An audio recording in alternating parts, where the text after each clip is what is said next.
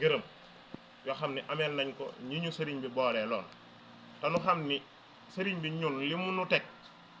loolu dañ cee fier te dafa sedd suñu xol te fas nañ ci yéenee joxe suñu bakkan ak lépp lu mu laaj teyit man Sidil Muxtaar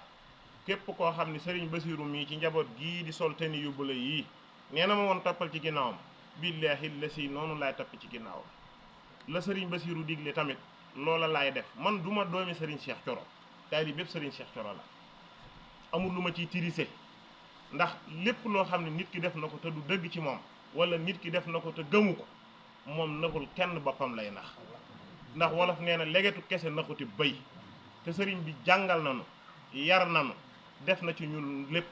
kon ñun beesu nañ sunu capacité ak sunu dignité passé na di dox ci lu nu gëmul wala di wax ci lu nu gëmul gis nga Baye Fall gii day dund ci sunu deret ndax at mi Cheikh Ibra génne àdduna la sëriñ Cheikh Thioro gane àdduna doon Baye Fallu Cheikh Amadou Amine mbokkam yépp seere ko mboolem ñu mbokkal Cheikhul Khadim kon sëriñ Cheikh Thioro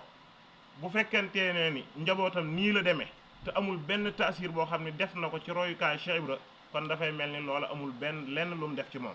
kon ñun bu ñu melee nii ndax jëmm ji yàgg nañ ko dégg ci Baye Fallu Cheikh Amadou Amine kon bu amee rak am copiem noonu rek la mën a mel di sa yi ma mujj baaba mujj bi da bonata aywa buye zëy na muye zëy na laa budda zëyin sëriñ Basiiru nenn képp la mënoon a mel mooy mu mel ni xal ak machine boobu lay jaaxal nit ñi mais sëriñ Basiiru mënul jaaxal nit ñi ndax nii rek la mën a mel te waat naa ko ci Seexul Xaddim sëriñ Basiiru bu feesul woon place bii yéen ñii mbooloo mii ma gis fii ak fi jamono toll kon lu mu dégagé lu mu incarné rek ngeen dégagé sànni fee ku mel nii képp a baax ci yoonu murid parce que yoon wi léegi daa bari golo bari ay mbët bari ay laneen te ñu ngi doxee nu leen neex di doxee nu leen neex buñ ne sëriñ bi ci làmmiñ la yam gis nga yoonu murid du ay digisement yoonu murid du ay làmmiñ yoonu murid wax mayewu fi dara ay jëf fii maye loolu nañ ko def ci suñu bopp yi